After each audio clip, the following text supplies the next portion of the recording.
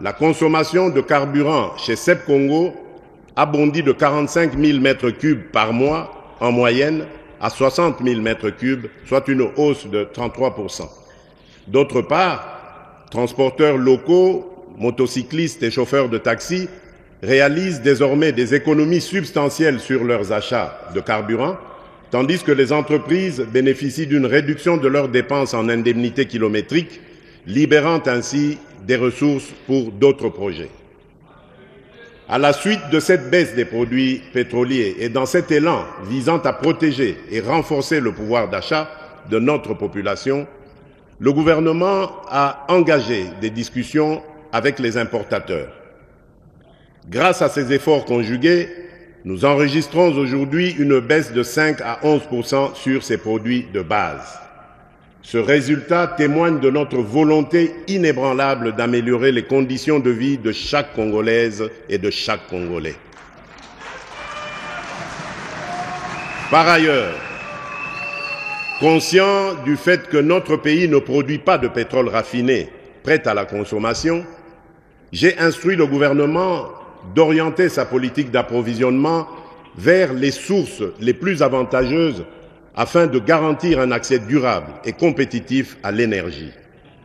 Ainsi aussi, pour alléger le fardeau économique qui pèse sur nos concitoyens, sur mes instructions, le gouvernement a suspendu la taxe sur la valeur ajoutée, la TVA, et réduit les taux des droits et taxes et redevances sur 8 produits alimentaires de première nécessité. Par cette action, l'État a choisi de renoncer à une part de ses revenus afin de soutenir directement des millions de Congolais qui consomment ces denrées chaque jour. Ce geste a pour but principal d'alléger le coût de la vie et de favoriser le bien-être de nos concitoyens. Dans un tout autre registre, je voudrais dire particulièrement aux Kinoises et aux Kinois que je partage avec vous la préoccupation des embouteillages quotidiens qui compliquent les déplacements dans la ville,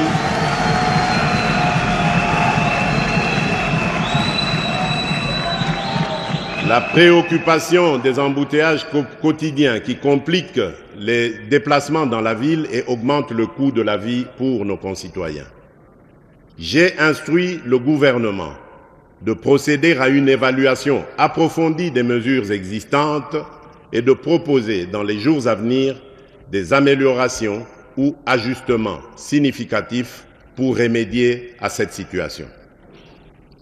Honorable Président de l'Assemblée nationale, honorable Président du Sénat, honorables députés nationaux et sénateurs, distingués invités, Mesdames et Messieurs, mes très chers compatriotes, la République démocratique du Congo s'est dotée du plan national stratégique de développement, le PNSD 2024-2028, un cadre ambitieux pour concrétiser la vision de développement du pays à l'horizon 2050. Cette vision repose sur la valorisation des immenses potentiels de nos secteurs extractifs et agricoles, avec pour objectif de bâtir une économie diversifiée, inclusive et résiliente.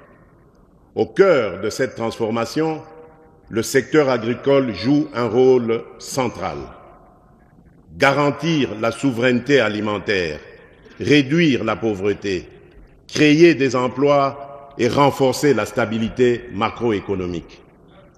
L'agriculture devient ainsi le levier stratégique pour convertir nos richesses naturelles en prospérité durable, permettant enfin au sol de prendre sa revanche sur le sous-sol. Malgré des atouts exceptionnels, près de 80 millions d'hectares de terres arables, une diversité climatique remarquable et l'un des réseaux hydrographiques les plus denses au monde, notre pays peine à révéler pleinement son potentiel agricole. Cette sous-exploitation se traduit par des faibles rendements et une dépendance excessive aux importations alimentaires chiffrée à plus de 3 milliards de dollars américains par an. Les conflits armés dans le nord Kivu, le sud Kivu, l'Ituri, le Mai-Ndombe, le Kwilu et le Kwango combiné à l'accès limité au financement, aux intrants agricoles et à des infrastructures insuffisantes, entrave profondément les chaînes d'approvisionnement et la production locale. Pour faire face à ces défis, le gouvernement, dans le cadre du programme d'action 2024-2028, a mis en œuvre, dès 2024, des initiatives concrètes visant à redynamiser le secteur agricole. Celles-ci ciblent les producteurs locaux, ménages, coopératives et entrepreneurs afin d'accroître la productivité et de consolider la production nationale. En s'appuyant sur ces efforts, notre nation entend réduire sa dépendance alimentaire, renforcer sa souveraineté économique et faire de l'agriculture le levier d'une croissance inclusive et durable en parfaite harmonie avec les aspirations de la vision 2050. Dans notre détermination de mettre progressivement et efficacement fin à l'insécurité alimentaire à laquelle se trouvent exposés nombreux de nos compatriotes, après l'investiture du gouvernement, des efforts importants ont été déployés pour relever ces défis aussi bien dans le secteur agricole que celui de la pêche et de l'élevage. S'agissant de l'agriculture, pour la saison en cours lancée par le gouvernement, il importe de retenir que des agriculteurs ont bénéficié entre autres de 350 tracteurs pour la mécanisation et d'1,5 million de lots de matériel aratoire, de 5 millions de tonnes de semences, de 37 millions de mètres linéaires de boutures de manioc, de 500 tonnes de fertilisants minéraux et de 70 séchoirs à énergie solaire pour maïs. Pour faciliter la mobilité,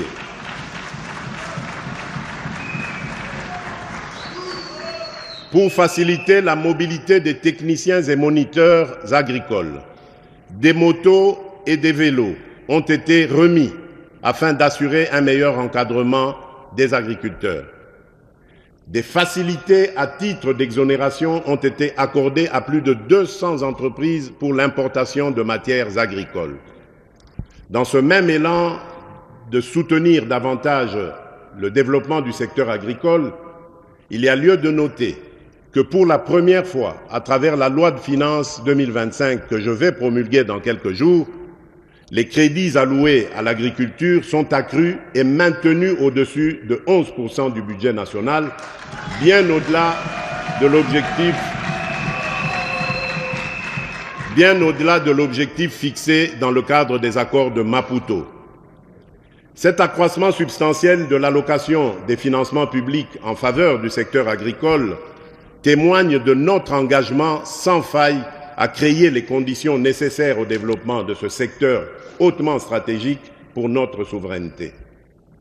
En octobre 2024, dans le cadre de notre coopération avec la Banque africaine de développement, nous avons lancé, par l'entremise du Fonds social de la République démocratique du Congo, le FSRDC, le programme de transformation de l'agriculture, le PTA-RDC, bénéficiant d'un financement de 6,6 milliards de dollars américains sur 10 ans. En outre, avec le soutien financier de la Banque mondiale, je salue la mise en place du Registre national des agriculteurs, l'opérationnalisation d'un système d'assurance agricole face aux risques récurrents, ainsi que l'appui offert à plus de 30 000 ménages agricoles en matière d'accès aux semences et aux équipements aratoires dans le cadre du Programme national de développement agricole, le PNDA. Honorable Président de l'Assemblée nationale, Honorable Président du Sénat, Honorables députés nationaux et sénateurs, distingués invités, Mesdames et Messieurs, mes très chers compatriotes, ces interventions mises en œuvre grâce aux ressources externes fournies par ces deux partenaires multilatéraux ainsi que d'autres acteurs, notamment les agences du système des Nations Unies et des partenaires bilatéraux, revêtent une importance cruciale. Elles répondent à la situation particulière de notre pays, en particulier dans les zones gravement affectées par les ravages des guerres et des conflits, ainsi que dans les provinces sévèrement touchées par l'insécurité alimentaire. Dans cette dynamique de redressement et de développement agricole, des initiatives concrètes et prometteuses sont en cours. Ces efforts s'appuient également sur des expériences réussies, telles que celles menées par le service national à Kanyamakasese, dans la province du Haut-Lomami, qui illustrent le potentiel d'une approche intégrée et collaborative pour renforcer la production agricole nationale. Lors de ma récente visite à Kanyamakasese, j'ai pu mesurer l'ampleur des progrès réalisés. Sur ce site, près de 5000 hectares de maïs ont été emblavés durant la campagne agricole en cours et seront récoltés dès le début de 2025. Avec un rendement prévu de 5 tonnes par hectare, c'est environ 25 000 tonnes de maïs qui s'ajouteront aux 2500 tonnes déjà entreposées. De plus, le cheptel bovin.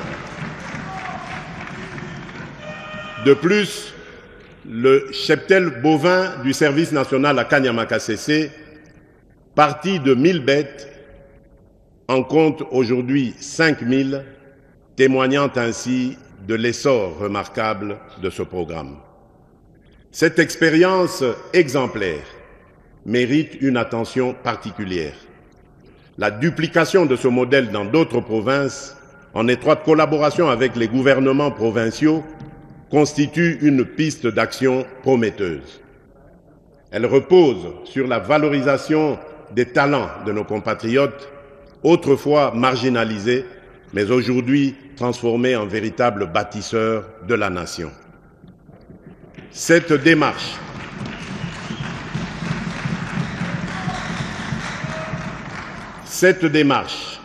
adaptée aux spécificités de chaque région, appelle à une mise en œuvre urgente pour maximiser son impact et répondre efficacement aux défis de notre agriculture.